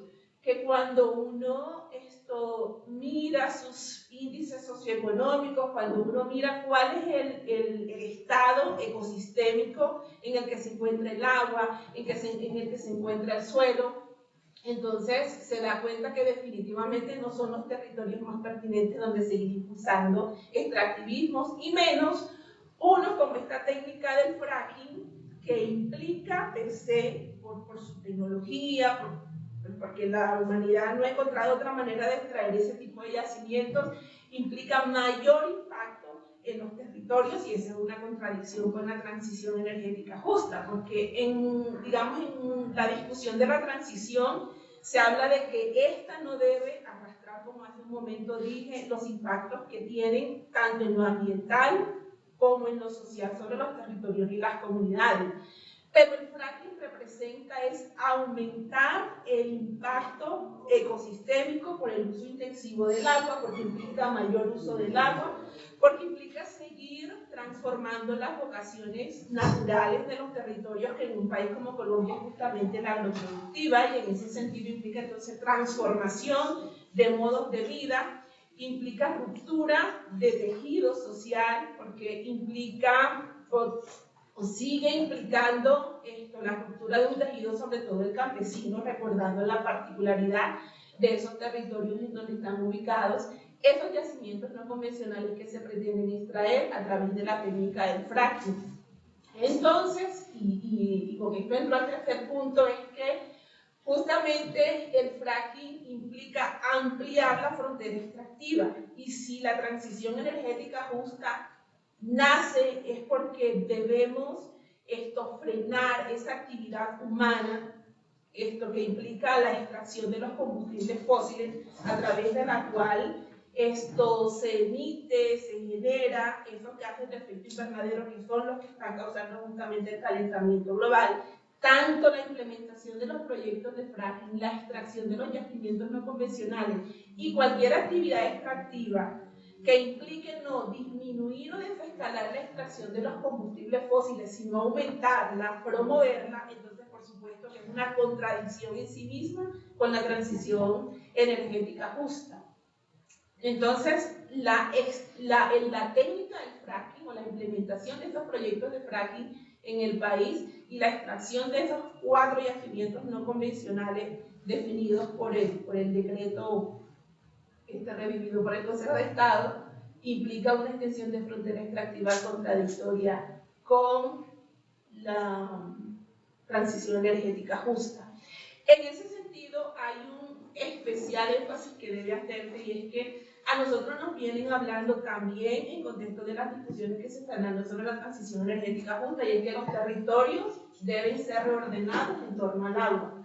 Y como quiera que esta técnica implique el uso intensivo del agua, independientemente del yacimiento no convencional del que se trate, la extracción o el fracturamiento se hace, uno, es utilizando justamente agua, pero además el impacto que tiene en el subsuelo, el impacto que tiene por el agua, por el fluido de retorno que viene con mucha agua en casi todos los yacimientos no convencionales, implica entonces otra contradicción justamente con esto que se viene promocionando de reordenar el territorio en torno al agua, porque justamente de lo que se trata, y es un elemento importante de la transición energética justa, quizás no en el discurso dominante, pero es que en territorio sí. En el territorio no se puede hablar de la transición energética justa sin hacer la restauración ecosistémica que a lo que nos ha llevado, o necesidad surgida justamente del impacto del extractivismo histórico en los territorios. Ya, entonces, en vez de estar pensando en una técnica como el fracking, que lo que hace es demandar más agua, que como comentaba hace un rato uno de los compañeros, esto implica en que las comunidades entren a competir por la disposición del agua, tenemos que buscar son herramientas, mecanismos o actividades que no aumenten ese riesgo que hay sobre el tema del agua. Cuando nosotros toda esta verborrea y este discurso la sacamos del aire y la aterrizamos en los territorios, esto adquiere una importancia vital. Por ejemplo, si nosotros nos trasladamos a La Guajira, ¿qué implica para La Guajira, por ejemplo, que la extracción de un yacimiento no convencional como el gas asociado a mantos de carbón se encuentre justamente en la cuenca del río Ranchería? ¿Qué implicación tiene para la población y la comunidad de La Guajira esto? ¿O qué implica, por ejemplo, para Puerto Wilches, que no tiene agua potable, ¿verdad? Que, sin embargo, las empresas sí tengan todas las garantías de acceso, consumo del agua para extraer ese petróleo no convencional allí en el Valle del Magdalena Medio. Y estamos hablando de varios municipios cuyas condiciones de vida, cuyas necesidades básicas no se encuentran satisfechas. Esta es una contradicción, llegar a ese territorio, hablarles de transición energética justa y al lado el proyecto de fracking para que extraigan en el proyecto de Calero, en el proyecto de Platero. Y por último me referiré a la proyección legislativa que hay sobre la transición energética justa, porque es que la proyección legislativa de la transición no es solo la ley de transición. Están todos estos proyectos que han venido comentando las compañeras, como el del hidrógeno, como este gas que convierte por obra y gracia de la voluntad del modelo económico y del lobby hidrocarburífero que hay en el país, convierte el gas en un elemento verde. Eso es una contradicción absoluta con la transición. Si estamos hablando, si estamos diciendo lo que los ingenieros saben y nos enseñan, que justamente el gas representa la emisión de un gas de efecto invernadero que tiene una capacidad mayor para calentar el planeta, como dentro de esos yacimientos no convencionales, cuya extracción se promociona, vamos a incursionar en esa actividad que justamente va en contra de la transición energética justa, pero además que lo hace utilizando unas herramientas que, entre comillas, escalan muy bien porque ya hay una narrativa totalmente construida, comprada por medios, asumida por gobierno, pero también impulsada y blindada legislativamente por el Congreso. Yo me atrevería a decir que el Congreso actual, salvando por supuesto las excepciones porque siempre los hay, el Congreso actual es una gran amenaza contra la transición energética justa. Justamente, valga la repetición, por la promoción de este tipo de proyectos que van en contra de la transición energética justa, que entre otras cosas tiene además una dimensión que siempre la han llamado muy romántica y es la participación real, efectiva e incidente de las comunidades en este tipo de decisiones, ¿sí? Que siempre dicen que es como una discusión secundaria, inclusive en todo lo relacionado con el extractivismo, pero que en la realidad del ciudadano colombiano que está en esos territorios tiene relación directa con su bienestar, con sus necesidades básicas, con garantías de derechos, empezando por el básico para poder participar y es el acceso a la información. Entonces nosotros seguimos en medio de unas condiciones que ya se anunciaban desde este famoso informe de la Comisión de Expertos de Debilidad Institucional. Y entonces, tanto la promoción de estos proyectos de fracking en el país, como la extracción de yacimientos no convencionales, como la transición energética justa en sí, sigue avanzando en medio de la misma debilidad institucional de siempre. Sigue avanzando en medio de un derecho a la participación formal, ¿sí? Que no es real.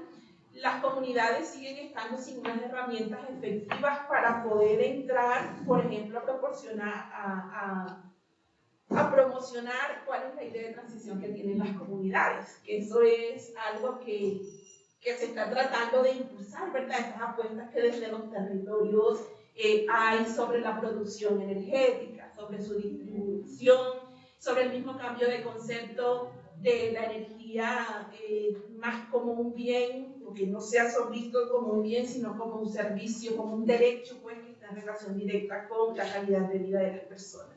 La promoción del fracking y de la extracción de los yacimientos no convencionales sigue en la misma ruta de extender los impactos del modelo extractivo tradicional o el que conocemos. Y en ese sentido, la transición energética justa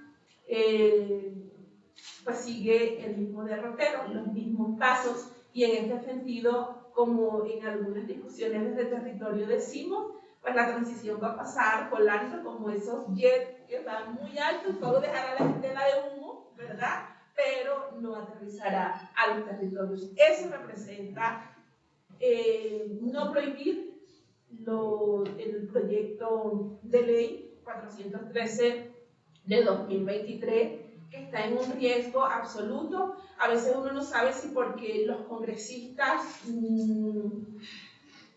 no tienen como todo el conocimiento que se necesita, ¿verdad?, para ser conscientes de cuán grande riesgo implica este tipo de proyectos en territorio, cuán gran riesgo implica para el agua, para las comunidades, para el uso del suelo, para seguir extendiendo unas prácticas, impactos, efectos sobre los territorios que lo que hacen es estacionarlos de una manera permanente en los niveles de pobreza y de riesgo ambiental y para su salud. Dejaría entonces hasta allí con una frase, y es que los proyectos de fracking, la extracción de yacimientos no convencionales, definitivamente no están en la ruta de la acción climática. Bueno, muchas gracias, Amarilis. Iba a recoger, pero entonces les propongo eso. Ese fue como un diálogo de algunas amenazas que no son nuevas en realidad, que retoman otros matices más bien en el marco de incluso lo que menciona Marily, que es la debilidad institucional, o también esa cooptación que hay de determinadas iniciativas por algunos sectores incluso corporativos, esa cooptación de algunas incluso miradas de justicia y demás. Entonces les propongo que eso, como también hagamos anotaciones puntuales sobre esas amenazas, y también incluso en términos de lo que hemos identificado también como esos caminos mediante los cuales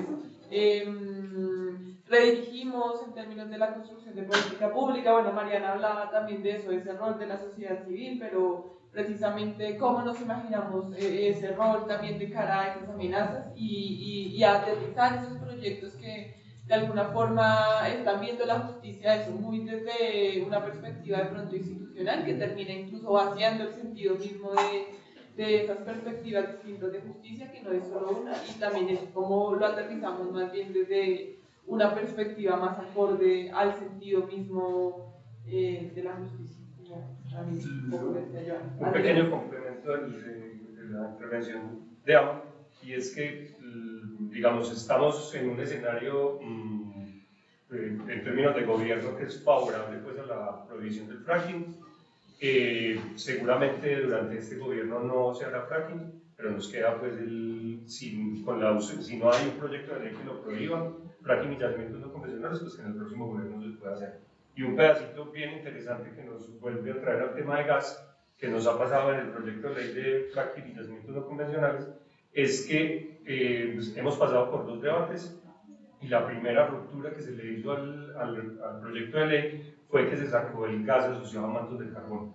Entonces volvemos al mismo cuento, volvemos a por qué extrañamente es el gas el que sale del proyecto de ley. Esto fue promovido por NAME, ¿cómo se llama?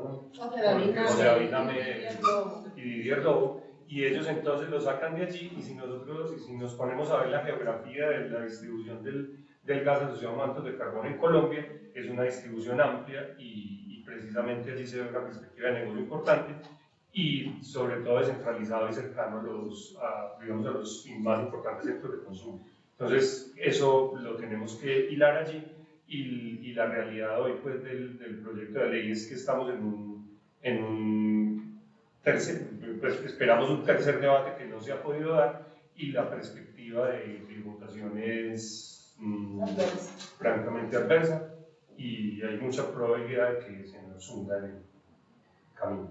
Yo pensaría que podemos resumir lo que acabamos de tener en un discurso que justo tenía una discusión ayer sobre: ¿estamos ante una transición energética?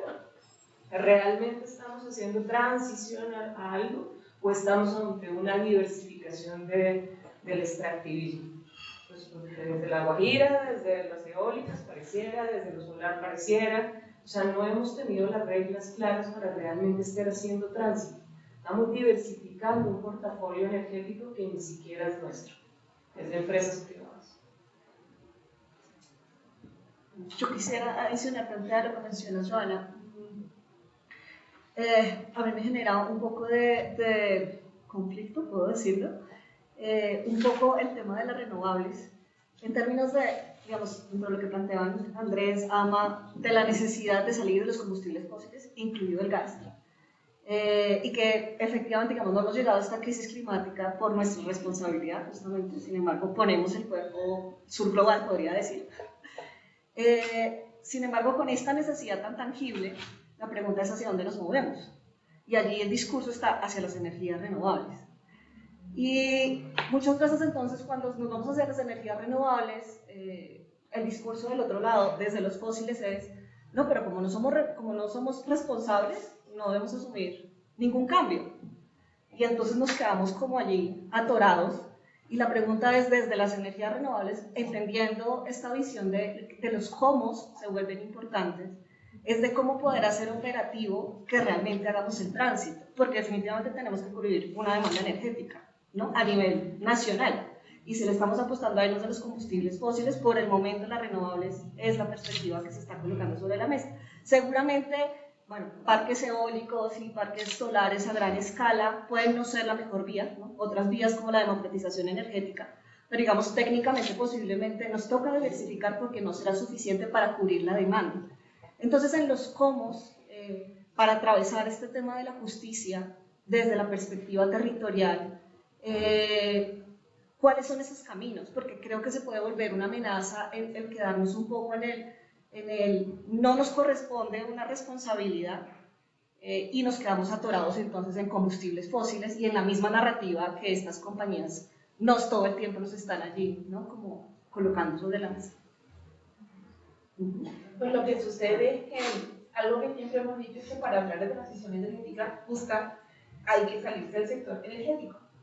Porque es que la realidad de los territorios, ¿qué es lo que nos dicen? Bueno, y nacional también, el peso que económico fiscalmente tienen, si tiene el extractivismo en el país, económicamente hablando, y que en los territorios, pues también es una realidad en donde ya no son solo los índices que ve uno más en el papel que en la realidad, sino del empleo y de la comida de la gente, ¿verdad? Entonces la transición energética justa tiene que ir de la mano con las alternativas productivas que se dan en los territorios. Eso no hay transición justa sin esto. De hecho, el Cesar dice, aquí no necesitamos una transición energética, sino una transición económica. Y eso es muy real. Esa es de la realidad allí en el departamento del Cesar, como lo es en La Guajira, como también allí en el Magdalena Medio esto lo es. Entonces se necesita eso. Pero además, lo que se ha señalado es que no se trata, ¿verdad? No se trata de la transición tecnológica solo y cambiar solo la matriz energética, la posición con la renovable. Se trata, además de que hay que tocar el modelo extractivo, y cuando uno habla de modelo extractivo no solo habla de lo económico, sino también de lo legislativo, por ejemplo. Se trata de tocar inclusive los TLC, ¿verdad? Porque todo esto está atado a una realidad social, a una realidad de garantía de derechos, e inclusive este tan cacareado derecho de participación de las comunidades. Y cuando uno quiere comunidades participantes, se necesita también además formación, por ejemplo, ¿ya? Porque hay muchos conceptos, el mismo concepto de la transición energética justa sigue siendo gris para muchos en las comunidades. Entonces ya nos salimos del tema energético, nos vamos al económico, pero también nos vamos al legislativo y también nos vamos al de educación, ¿verdad? Y si todo esto lo atravesamos por el aspecto cultural, o sea, tiene que estar atravesado, al menos visto desde los territorios, por el tema cultural, porque uno no puede llegar a los territorios desconociendo o sin tener en cuenta el tema cultural, las comunidades étnicas, ¿verdad? Que existen en territorio para eso. Entonces, implica decisiones estructurales, una transición energética justa. Necesita decisiones estructurales, que la transición no sea únicamente pasarnos a las renovables y ya. Para notar transformación o cambios realmente en territorio. Por ejemplo, bueno, obviamente el caso de Guajira es icónico, pero traigo acá la loma Cesar, ¿verdad? La loma que ya fue suficientemente afectada por 30 años de extracción de carbón y ahora ha llegado en el Power con su proyecto, su parque de paneles solares, que es uno de los más gigantes, ¿verdad? Y sin embargo, ¿qué cambio hubo para la comunidad de la loma? Ninguno, es que estuviesen abiertos otra mina, de pronto la diferencia es cantidad de PME emitido. Entonces, sí, la transición energética implica salirse del tema energético. Yo quería decir algo que me permite conectar con algo de lo del tema del hidrógeno, que justamente en esta dicotomía como de finalmente si toda esta transición simplemente es un tema por emisiones, y si es solo emisiones, entonces ¿por qué Colombia debería hacerlo con este tema de la responsabilidad compartida pero diferenciada? En realidad tengo mucha preocupación en el sentido de cómo también está, o sea, las emisiones de per se sí son también una responsabilidad, pero también puede ser un mecanismo también para validar muchas falsas soluciones que se entretejen entre todas, tanto en la forma como nos ponen un rol que ni siquiera tampoco es justo, por ejemplo, como conservar la Amazonía, es como el cliché, ¿no? Como Colombia no transite, solo conserva la Amazonía y deja eso quieto ahí. Y eso lo veo reflejado en dos cosas. Una, que por ejemplo en el proyecto de ley proponen que el gobierno debe promover la agua neutralidad. Y la agua neutralidad es como la carbono neutralidad en cierta forma, solo que alrededor del agua y los ecosistemas que surten el agua para las actividades productivas. Y esto es muy interesante porque la lógica de este mecanismo, que incluso Ecopetrol tiene diferentes proyectos al respecto, es que no es la noción de cómo el agua circula o se vuelve rotatoria, digamos, en los procesos productivos o ecosistémicos, sino que simplemente cómo cierta agua puede sumarse a unas sumas y restas ponderadas. Sumado a eso, también la creación de un nuevo,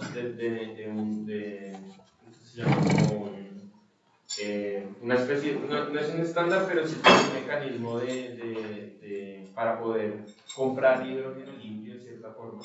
Eso tiene un nombre específico, no me acuerdo ahorita, es como sí, que uno puede decir, ay, quiero un hidrógeno limpio, otro sucio, otro, sí, yo soy el comprador de hidrógeno, como un estándar, creo que es como la palabra. Parte de ese estándar que se está proponiendo incluso en países de la Unión Europea es que incluso como saben que no va a ser cero emisiones, las emisiones que se están calculando, a pesar de que el hidrógeno pueda ser verde en teoría, sean compensadas con bonos de carbono. Y esto es un mundo entruncado que entonces, ¿a qué costo estamos tanto conservando como también transitando? Entonces son cosas que la falsa dicotomía, digamos, ahí se rompe porque finalmente es donde vemos que el tema de emisiones, pues si bien es un problema, no debería ser el fin. El fin debería ser la justicia detrás de lo que implica la transición o la transformación, que es lo que se llama tanto de las decisiones éticas y morales de esta equidad intergeneracional y demás, como también con lo que se debe reivindicar en los territorios, pues que finalmente es absurdamente injusto. O sea, tantos proyectos y no tener ni siquiera para cargar un bendito celular es absurdo. O cocinar. Eso es un elemento básico en cualquier noción de democracia energética. Y el tema de los tamaños sí importa. ¿Qué tamaño sí importa?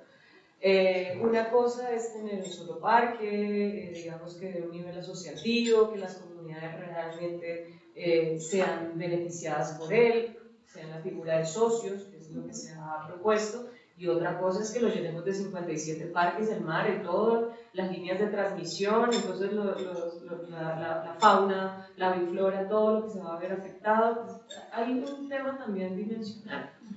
Y entender que igual lo que se está proponiendo hasta ahora es que la Guajira no va a tener un solo kilovatio. O sea, van a ver pasar la energía con todos sus problemas, porque es que no es el tema de vamos a verlo pasar de un avión y solo la estela, no, es que se está muriendo la gente, o sea, se matan entre ellos por un tema de expectativa. Entonces, aquí la palabra de justicia, claro, hay que buscar otros mecanismos energéticos, hay que pensarnos mejor, hay unos temas de eficiencia que también podemos revisar bastante mejor, hay unos temas que como mundo tenemos que también empezar a pensar es hasta dónde nos podemos expandir en un modelo que va a llegar a un límite claro. Entonces hay unas dinámicas que podemos hacer entendiendo la palabra de justicia y llenándola de contenido, podemos tener esta discusión, pero no así como esta propuesta, no así como para otros y como además empezar a pensar en exportar la energía cuando tenemos zonas como el Chocó, como la Amazonía, como la misma Guajira sin interconexión, y que a 2050 no hay planes de interconectar porque están hablando de soluciones locales, pero es que los paneles solares ya se pusieron en la Guajira y ya fracasó. Entonces volvemos a los mismos modelos, es una retórica de lenguaje. Entonces hay que pensar también. Sí, yo quiero aportar también ahí, y pensando en esto de las amenazas, quizá otra amenaza es limitar el discurso de la transición a la adición energética, ¿no? Estamos cubriendo nueva demanda con parques en La Guajira, con parques en el Cesar, pero no estamos trabajando en la descarbonización, de la matriz eléctrica o energética. Entonces vemos algunos esfuerzos como aislados, que no son sistemáticos, el caso de Termoguajira, por ejemplo, interesante, pero todavía no hay un plan de desmantelamiento del parque térmico, ¿no? Entonces, trascender de esa noción de adicionar energía para cubrir y hablar de descarbonización en realidad, que por supuesto tiene otras connotaciones, como decía Marilis. El otro comentario que quería señalar, que lo mencionaron ya ustedes varias veces, es la competencia gas renovable, ¿no? Yo creo que ahí hay mucho todavía por trabajar. Estamos hablando de competencia por recursos, subsidios, incentivos, recursos públicos como Ecopetrol, como decía Andrés, por tierra, competencia geográfica, es evidente, ¿no? La competencia normativa, con este tema que mencionaba Marilis de la proyección legislativa, ¿no? Competencia normativa, gas renovable es muy interesante, y ahí lo que decía Mariana, del estudio de los requisitos de forma y los motivos también aplica para esas regulaciones que apuntan al gas, no solamente renovables, ¿no? También competencias institucionales, ¿no? O sea, por ejemplo, autoridades ambientales regionales desbordadas con la cantidad de licencias y de seguimiento a planes de manejo, además tienen que cubrir temas de gas, por ejemplo. Yo creo que es un reto para nosotros como organizaciones, para la sociedad civil, el centro de pensamiento, etcétera, de ser mucho más explícitos en los beneficios de las renovables, ¿no? Beneficios sociales, económicos, ambientales, y sobre todo siempre como en contraste con el gas. Oiga, es que renovable sí puede hacer esto, gas representa estos riesgos, como lo decía Andrés. Y también mencionar lo que mencionaba Mariana, de la nulidad de las subastas, interesante desde la perspectiva de que representa una oportunidad para replantearnos las subastas en Colombia. Que una subasta en Colombia, como decía Ivana, no puede ser, yo me gané esta subasta, venga, señor comunidad, conversemos porque es que mi proyecto va aquí. No puede ser.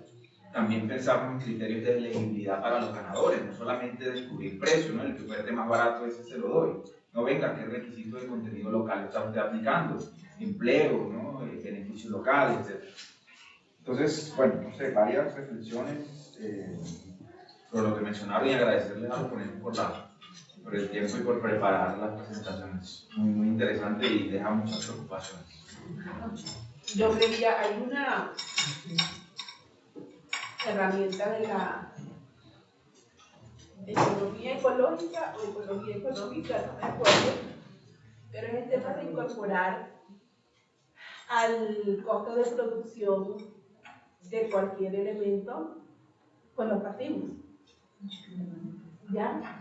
Para la previsión de la viabilidad financiera y todo esto de los proyectos. Yo creo que eso está en la ruta de la justicia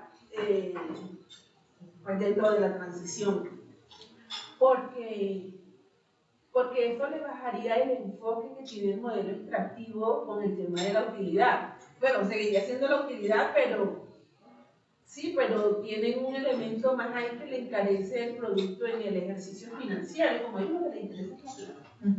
Entonces yo creo que ojalá eso algún día pudiera ser realidad, incorporar el valor de los pasivos. Hay quienes dicen que no sería viable casi ningún extractivismo.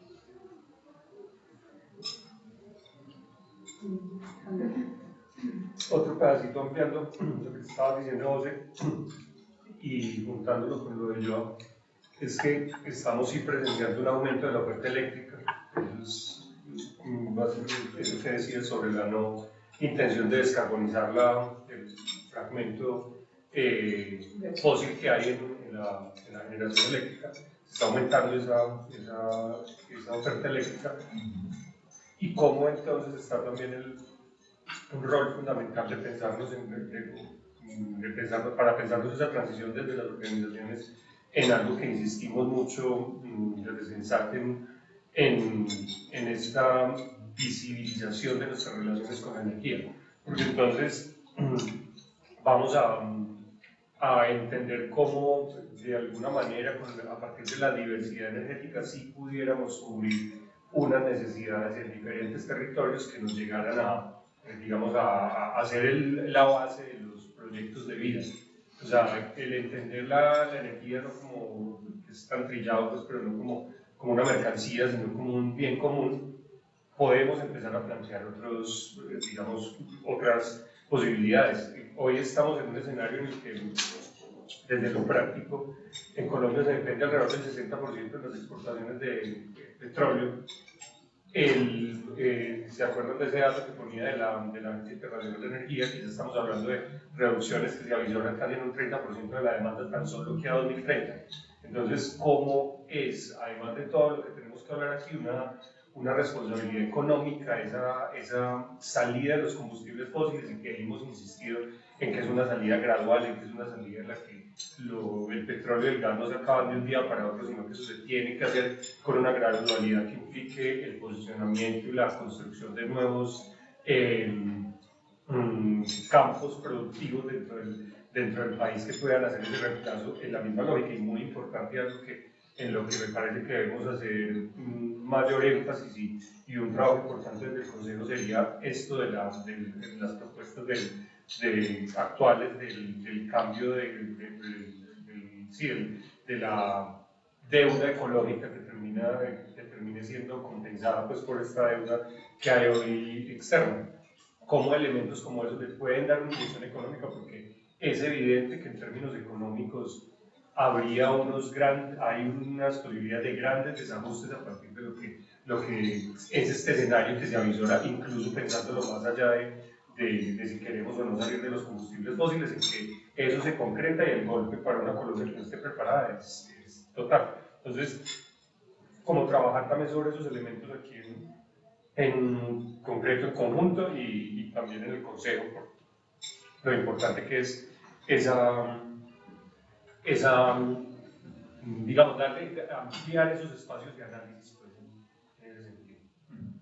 Listo, gracias. Yo solo quería agregar que unido como a este tema justamente es como coincide en una realidad territorial, como muchas transformaciones jurídicas y legales que finalmente mañana serán como el escenario de disputa, ¿no? Como en las cortes, en los territorios y demás. Y algo que escuché recientemente y que justamente es como donde en teoría uno debería tratar como de priorizar, sobre todo cuando la transición o la discusión de la transición ha estado tan centralizada, que es un reto muy importante, sobre todo cuando uno pregunta, por ejemplo, a una comunidad indígena cómo se piensa la transición o a un grupo de campesinos. Eso es un reto inmenso que da. Justamente lo que yo entiendo es que el Ministerio de Minas está haciendo el Plan Nacional de Electrificación Rural. Y esas son las formas o son instancias pequeñas, como también incluso la discusión sobre lo del tema de comunidades energéticas, que deberían ser energías comunitarias, donde en teoría ahí podría como pues primero dar esa legitimidad a lo que en teoría se está desarrollando en los territorios, y sobre todo también blindarse de esas amenazas que tristemente un Congreso que en teoría es elegido por elección popular, pues en realidad no está escuchando los territorios. Esto también yo creo que además este diálogo es pertinente sobre todo en elecciones locales que se aproximan ahorita este domingo, que ojalá, o sea, así como duele por ejemplo hoy a los taxistas que la gasolina suba el precio, también doliera también las formas como el extractivismo avanza en otras partes del territorio y pesar en las elecciones, porque finalmente no es un tema solamente de mercado, sino también de decisiones políticas que pues, destrozan, rompen y ponen a la vida en diferentes circunstancias en contravía.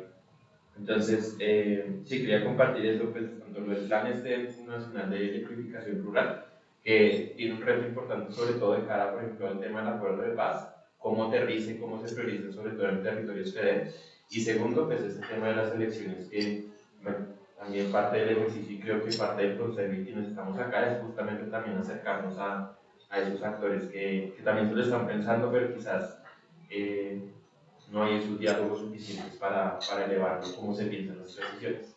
Es que aquí, pues bueno, nosotros cambiamos de gobierno, pero seguimos con el tema de las políticas públicas, input y output. Es decir, con la transición pasa lo mismo. Esto debió ser una construcción desde los territorios. Ya, desde los territorios. Entonces, bueno, eso no es algo que no estoy diciendo nada nuevo, es lo que siempre se ha hecho en la política pública nacional. Pero sí debió ser así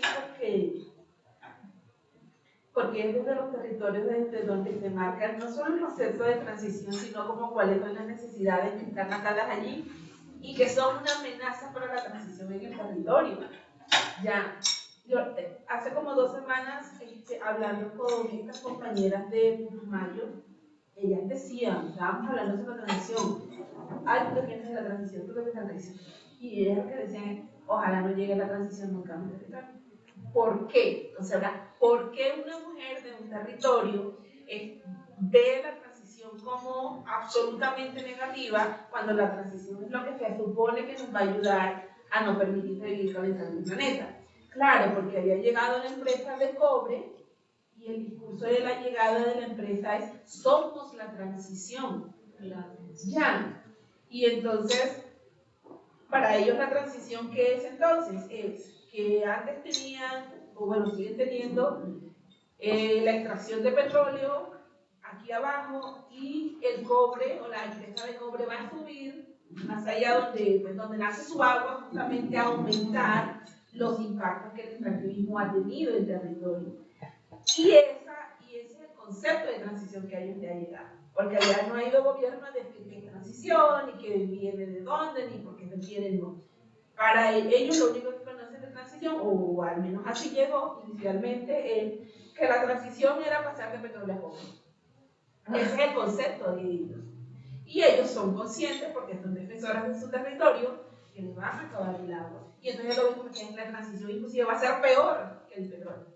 Pero ahí conectaba yo con lo de comunidades energéticas, que bueno, comunidades energéticas es que a mí me toca porque pues era una opción bastante válida para los territorios no interconectados. Estamos cayendo en los mismos vicios de los gobiernos pasados que no lo hacían con el territorio. Entonces estamos hablando de las Michikai, que supuestamente que son estas cápsulas que traen energía a ciertos territorios en La Guajira. Esto lo está haciendo IPSE para zonas no interconectadas en La Guajira, pero lo van a hacer sin consulta previa. Asumiendo, o sea, además en un ego muy complejo, que es que ellos saben cómo ponerlo. ¿Sí? Y el Campillo, que era el director de IPSE, ahora pasa a ser el viceministro de Minas. Entonces, pero ¿cómo estamos hablando de cambio cuando es que ni siquiera un concepto tan básico de consulta previa? Es que la consulta previa es no lo que tú consideres bueno. No puede creer que sucedan proyectos sin consulta previa. Es que sí sucede. Y se amparan en la sentencia 302, que es que le dan cumplimiento a la sentencia. No, señores, ustedes pueden creer que están llevando agua bendita. Todo necesita consulta previa. Entonces vamos a hablar de rupturas. Entonces, porque uno diría, no, pero si le vamos a llevar energía a una comunidad magnífico, le vamos a poner un techo solar, y entonces hablan de comunidades energéticas de 207 techos en unas UCAS, y ellos eso lo entablan dentro de un marco grandísimo de marketing más que de realidad. Y entonces me dice, es que si tú no haces consulta y tú se lo pones ahí, tú estás rompiendo el territorio porque ahí hay un ancestral que no está siendo consultado y vas a generar una acción con daño, estás haciendo violento un territorio que ya viene presionado. Entonces, hay un ego. Y la herramienta pero publicitaria. les propongo, no voy a cerrar la discusión. No, les propongo cerrar un poco sí el espacio para la transmisión y más bien continuar nosotros, porque pues continuamos en un espacio ya del Consejo como tal y ya hablamos de unas amenazas, ¿no? Entonces, ir cerrando este espacio de transmisión para nosotros continuar acá en el diálogo, pues ya que estamos incluso hablando ya más del Consejo y bueno, y de las perspectivas que vienen. La finalidad de hablar de amenazas pues también era como matizar en esta discusión de transición, que igual creemos que seguir en esa inercia de las discusiones sobre la energía, esa inercia institucional, que siempre nos centra las discusiones como a una perspectiva técnica, tecnocrática, única, histórica, o a una perspectiva en la que las personas y las comunidades y la ciudadanía como tal en amplitud no tiene nada que decir porque no le corresponde, pues esa inercia y esos cierres en realidad son el peor de los escenarios, ¿no? Continuar con una transición que simplemente signifique qué nuevas tecnologías van a entrar dentro de esta disputa y a qué lugar del mercado nosotros nos tenemos que sumar, porque es eso, nos tenemos que sumar, no que tengamos algo por decir. Esa es la inercia de esa discusión de transición, que decimos es una amenaza en todo el sentido para la pervivencia de los territorios o para las relaciones con la energía que queremos plantear, incluso para transitar. Hay muchos tránsitos actualmente, pero decimos como no hay, en realidad para hablar de justicia hay unos tránsitos en otros sentidos y que es en ese sentido que en esa línea que queremos como plantear nuestras matices, diferenciaciones, no hablamos de la misma transición energética, y cómo nos salimos también de pronto lo que decía Marilis, ¿no? Estamos en contra de un modelo energético, pero eso no necesariamente nos tiene que ubicar a nosotros en que estamos favoreciendo o que estamos a favor de una nueva línea impuesta, sino que en realidad nosotros es por eso que estamos en estas reflexiones, ¿no? Desde las perspectivas de las energías comunitarias, desde las perspectivas de resistencia a los megaproyectos, pues también cómo nos estamos imaginando esa energía y esos avances y esos tránsitos y esos caminos. Entonces, bueno, para quienes se conectaron y más estuvieron acá, pues muchas gracias. Continuaremos igual en estas reflexiones como consejo y también contribuyendo como a los caminos también para pensarse otras transiciones. Entonces, muchas gracias a todos.